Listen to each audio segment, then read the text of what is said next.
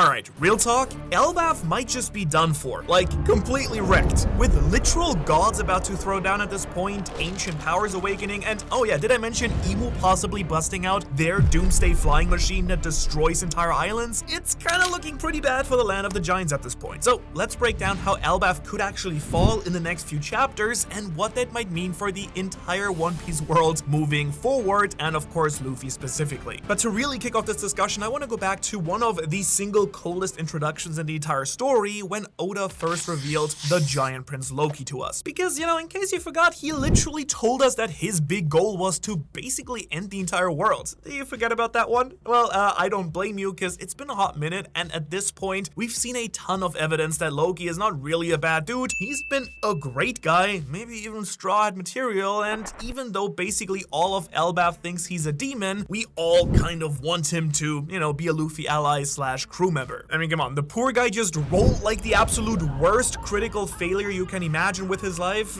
He was tossed off a cliff as an infant like 5 minutes after he was born, and everyone believes that Elbaf has been cursed after he was born. He's a really strong contender for one of the most messed up backstories in all of One Piece, which, you know, really says something, and that just from a little bit that we got last chapter. So who can really blame him for being a little bit of a menace as a kid? But in all seriousness here, this line about him wanting to end the entire world doesn't really fit with the rest of his entire vibe that we've been getting. Does he really want to end the entire world, or is he just talking about Elbaf, or is he talking about the prophecy specifically? It's a little bit unclear, but either way, let's dig into it a little bit more, because in the same panel he calls himself the sun god, right? And you know, we've learned a lot recently that I'm really excited about, and there are some prophecies surrounding Loki and curses, so I kind of wonder if Loki is just kind of repeating a prophecy that he has been told over and over again. You know, you're gonna mess everything up. Like someone probably told him, oh, the cursed prince is gonna destroy all of Elbaf. That could just be what people say to him as a greeting instead of hello, and he's just kind of been internalizing that. But honestly, whether it's his own idea or one he adopted by friendly neighbors, it kind of seems like he really just wants to take down the current status quo in the islands. But then we also have the entire mythology about the sun god Nika being both a god of freedom and a god of destruction. So I don't know, maybe Loki thinks that by destroying the world, he will become the true and real sun god. But if I had to guess, this will probably play out that Loki might just destroy Elbaf in order to save his people,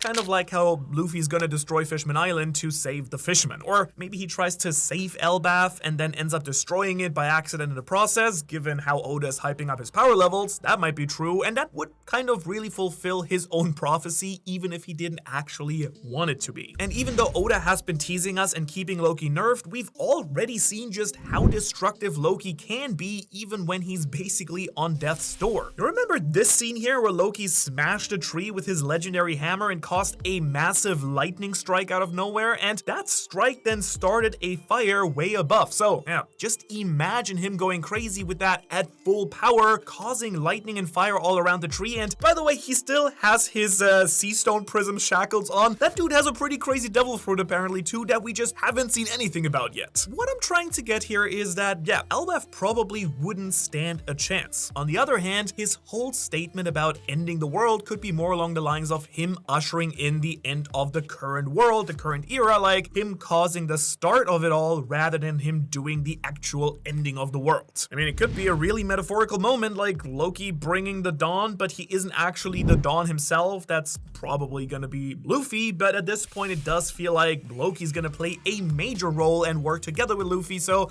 it would definitely make sense. But of course, this is not just gonna be a video about Loki. I mean, with everything that we got with him, there's just so much more foreshadowing that we've gotten about the Atom Tree at the end of this arc going down. For starters, just take what Scopper Gaban says right here, my man, where he talks about if Elbaf falls, then the rest of the world is basically doomed, which, not the most positive talk I gotta say, and sure, he's more so talking about the rest of the world being in danger, but we already know that the world is in serious danger right now from IMU and their plans to, you know, cleanse everything. So by that reasoning, if the world is already starting to fall and quite literally sink into the ocean, that basically means that Elbaf has a high likelihood of falling as well if we go based on what Scopper is saying here. But then of course we have everything going on with IMU and the Holy Knights right now. Like, they literally already started another fire, which is the main weakness of the Atom Tree, along with lightning. By the way, did we all forget that the Library of Ohara is casually on fire right now? Which is a big deal and is kind of hurting me personally, but let's pretend like it's not happening. And Imu also seems really determined to make all the giants into their own demon slave army thing at all costs for whatever reason. I mean,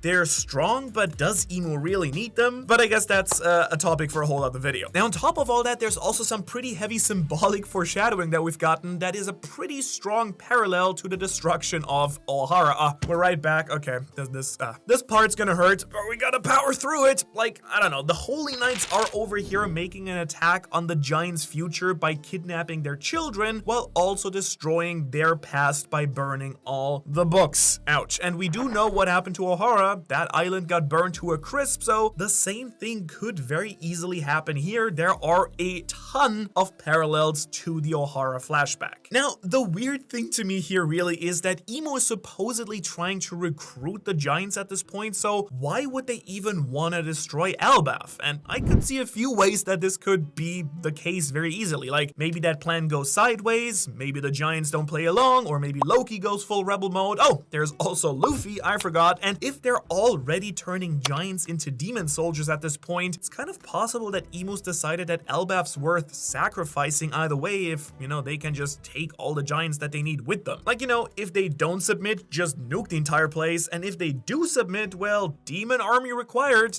no need for Elbaf either way, so win-win. Right? And maybe Imu just decides to obliterate the place anyway, even if they do get their giant army, you know, because just so the rest of the giants don't side with their enemies, I guess. And we're just getting started with this video, but what do you think so far? Is that evidence clear enough to worry that Elbaf might become the world's largest bonfire at this point? I personally would say yes, but the way that this could also happen may very much surprise you.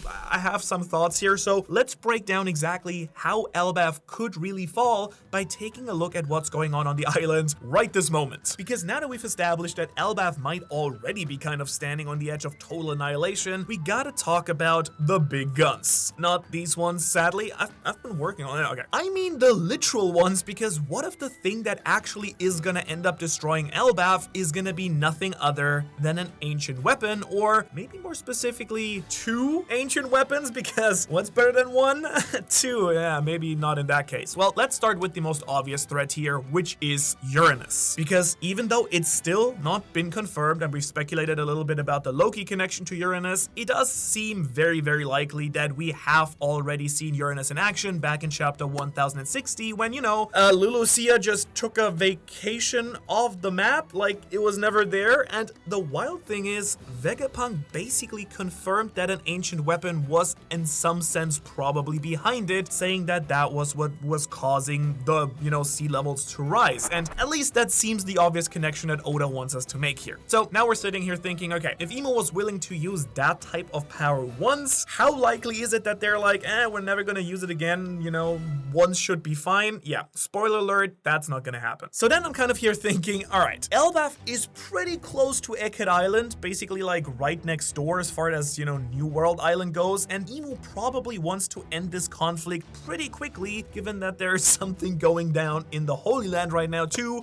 probably Dragon, but we still don't know. So if the Vegapunk satellite York has already handed over the next round of the Mother Flame fuel like she was planning to, then that could just be locked and loaded and ready to take out the entire home island of the giants. So I'm not sure about you, but to me at least that sounds very, you know, convincing of how Elbaf could be destroyed in the very near future, but I honestly think that there's gotta be more to it than just unleashing an island-destroying weapon, Deus Ex Machina, nuke the whole place. Because don't forget, we've got Luffy here, we haven't even seen Loki go even close to All Out, and they aren't just gonna sit back and let the entire island be erased like instantly, right? But you see, it's here where things might go pretty unexpected and a little bit messy for Luffy and co. Because remember, the whole bit about Loki ending the world, not Luffy, well, he might also very well be tied to an ancient weapon as well. We talked about this recently. Let's break this down. Because Loki does fit the pattern that we've seen twice before now with the ancient weapons Poseidon and Pluton. Just to give you a very quick rundown here, Loki is a royal child of a very important void Mermaid Century affiliated country, exactly the same as the Mermaid Princess Shirahoshi and Momonosuke, who is a royal, not pervy guy at all from the Kozuki clan. Now, to bring the ancient weapons into this, the first one's pretty easy. Shirahoshi is quite literally said to be part of the ancient weapon Poseidon. Now, Momo isn't officially one himself, but on the plus side of his list, he does control Zunisha, who is a gigantic land animal and is the heir to Wano, which is where Pluton is officially hiding or has been buried beneath or is sleeping. I don't know. Plus, he does seem to know how to open the borders now and free Pluton, so he should be able to do this anytime he wants, really. So if you catch my drift where I'm going with this, we've gotten this pattern where the ancient weapons and their guardians are tied directly to royal bloodlines, and, you know, Loki very, very much fits that mold. Ain't that right, Luffy? You're goddamn right.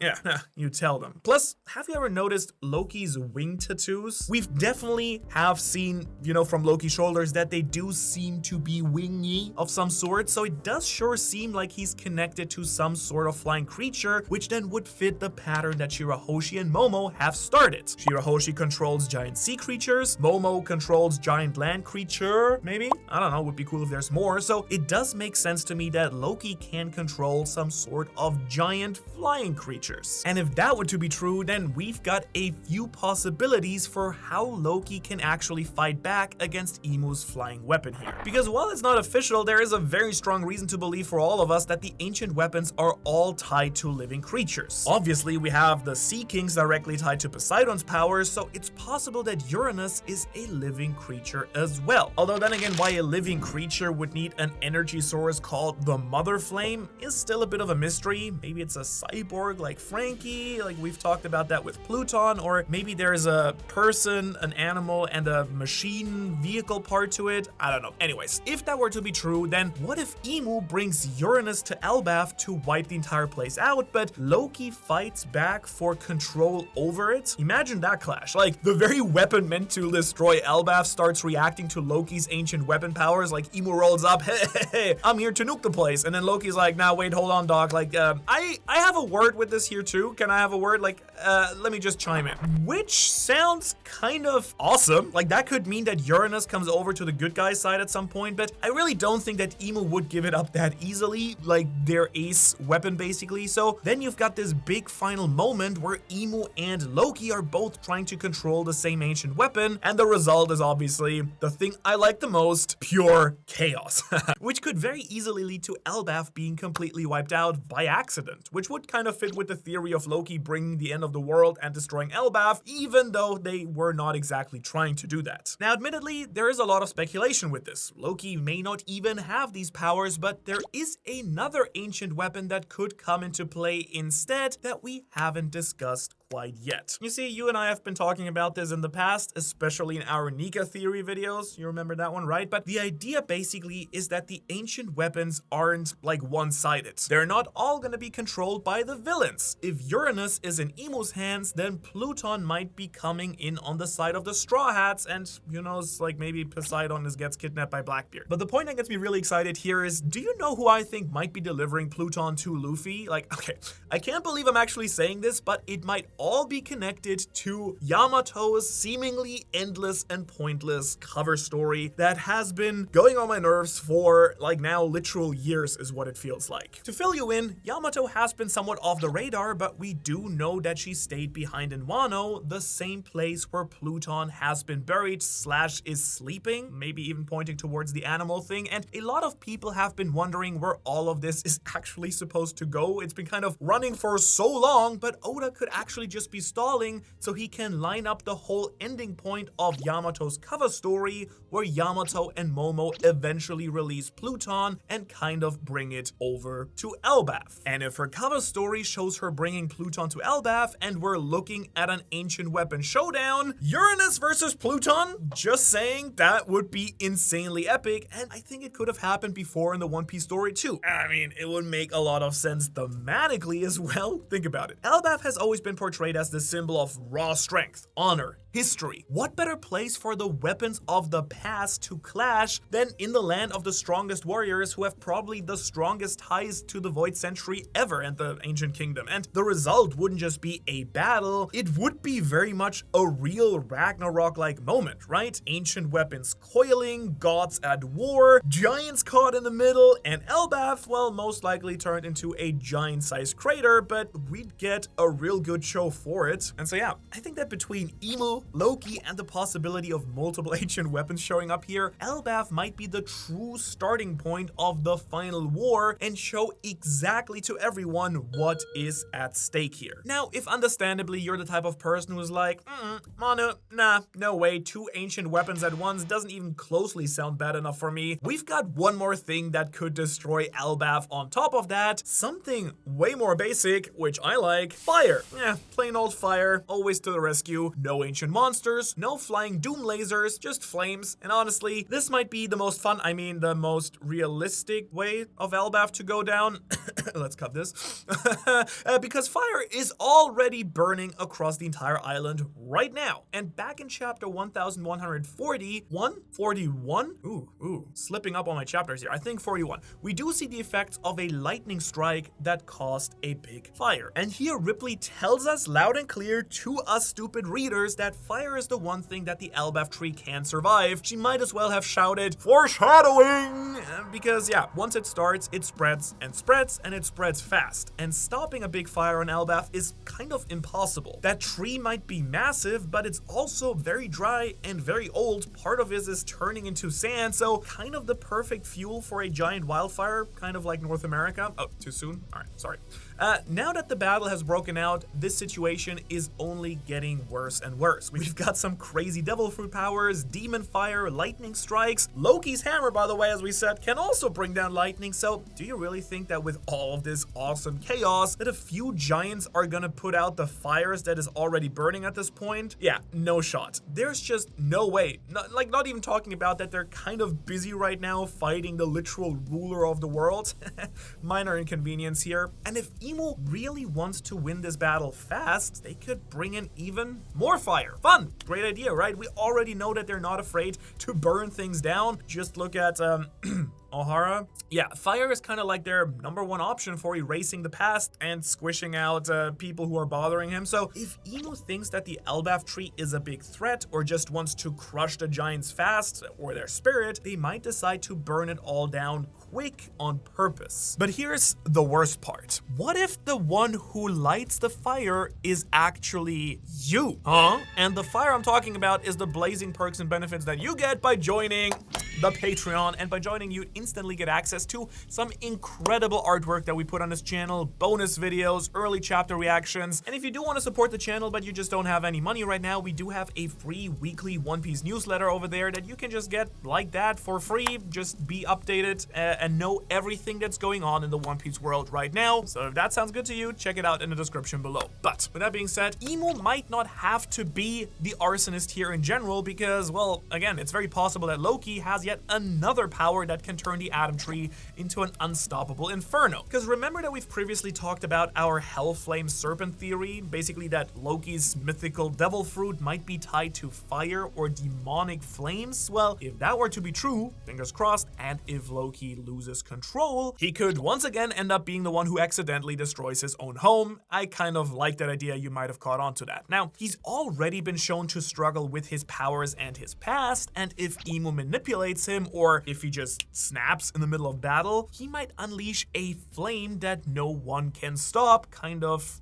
what's a good, flame no one can, there's one, Itachi style. And keep in mind that this dude has been chained up and unable to use his powers or even take a pit. How does he go to the bathroom? All right, 6 years. He's been chained there for 6 years. And once he's free, he might just bust his load too quickly and unleash more of his power. And who can blame him at this point? Again, it would fulfill the prophecy about Loki ending the world, even if he doesn't really mean to. And whew, isn't that kind of fun? There's a lot of ways that Elbaf could be going down at this point, but let's assume that it is toast already. Like, it happens, next chapter, Uranus comes, boom, big hole, like 100% the Atom Tree is going down. What happens next if Elbaf is just gone. What happens to the rest of the world, right? That's the big question that's actually interesting here. Well, first of all, we already have a big clue from what happened to Lulusia Island, because after that kingdom was destroyed by Imu's flying weapon back in chapter 1089, the sea level actually rose a whole meter. Like, the entire world's ocean got higher because one average size island got erased, and Lulusia was like tiny compared to what Elbaf is, the literally biggest island on the Grand Line. Seriously, do you realize how big Elbaf is? It is insane. Probably the largest island in the entire world, like except the Red Line maybe. So if it got blown up by Imu's weapon the same way that Lulusia did, then we're probably looking at a massive rise in sea level in an instant. Like, most islands might straight up end up being underwater, and that means people are gonna start fighting over what is left of land. And we were already warned about this back in chapter 1125 right here, when Dragon warned us that this very thing might happen. He did predict that if the world government kept going unchecked, the people of the world would be forced into war, kind of just to survive. And if the sea levels rise again drastically, then that's just what we're gonna get, an all-out global conflict in the One Piece world. But that's not all, because you might have forgotten by now that Lilith is also still with us on Elbaf. We've hardly seen her since the battle started, but she was trying to set up a new lab to revive her Stella Vegapunk clone and bring back Kuma's personality. So no Elbaf means that both of those goals just out of the window. And we haven't even mentioned the monstrous problem it would cause for Imu to control an army of demon giants. I mean, even if the giant warriors are not top tier like the admirals or Yonko, which they do seem pretty strong at this point,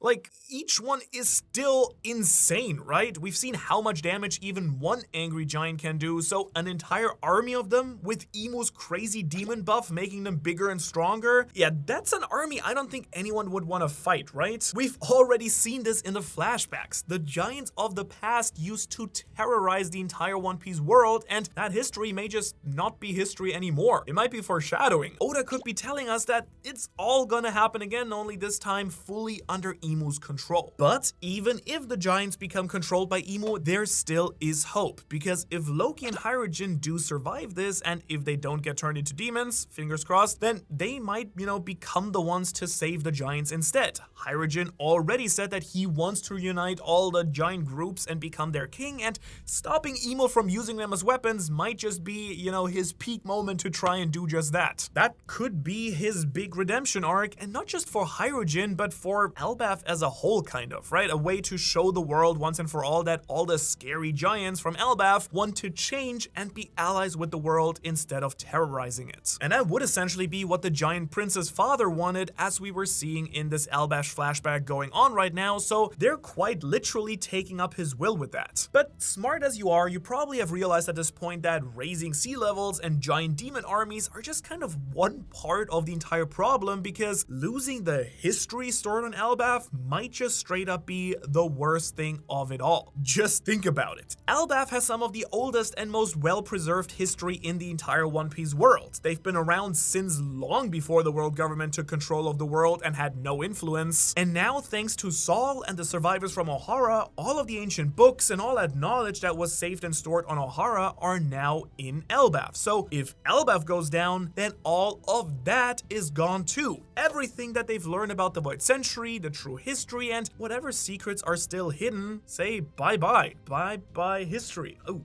And that would just be the single biggest blow to all the people trying to fight against Imu and the world government right now, because this isn't just about battles and weapons anymore, it's about the truth. Like, Elbaf might be the last place on the planet where the real history of the world still survives, maybe except Laugh Tale, but you get the idea. If that's destroyed, there may just be no way to ever get all of that information back. All of that culture, that knowledge, that ancient technology just gone for good. And still, there is an even more terrifying thing about this scenario and what it means for the world, because it could be the real, true introduction to the world-destroying powers of the ancient weapons, what we talked about earlier. Which brings us to the big point, which is that if Elbaf gets destroyed, then we're just officially past the point of no return. There's no more stalling, no more build-up. It would mean that the climax of One Piece is now finally beginning. We would literally be watching the world fall apart in real time, and if I had to guess, I'd say that the characters wouldn't have months or even weeks to figure things out. No, it would probably be literal